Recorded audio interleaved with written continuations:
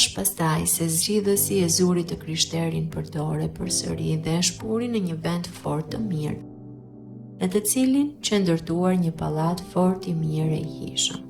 Duke parë këtë, i krishteri u gëzua fort, edhe kur pa që në majtë të pallatit po ecnin ca njerëz, të gjithë të veshur me rroba të arta, pyeti: "A mund të hym këtu?"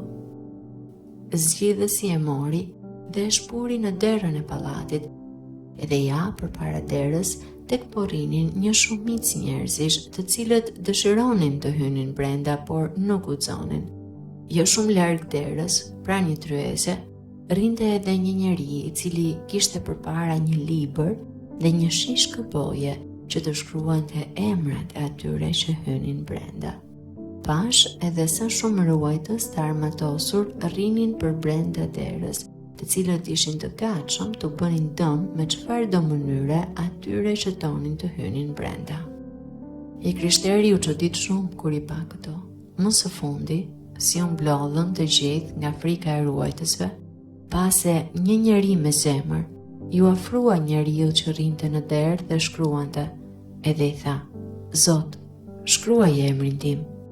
Si u mbarua kjo, nxori shpatën, vuri në krye një përkrenare, ju afrua derës edhe u derdh kundër njerëzve të armatosur, të cilët i u hodhën me qëllim që ta vrisnin, por njeriu jo vetëm që nuk e humbi zemrën, po zuri të qëlloi e të presi marr njerëzit, dhe si plagosi shumë nga ata, edhe vetë u plagos prej atyre që se linin të hynte.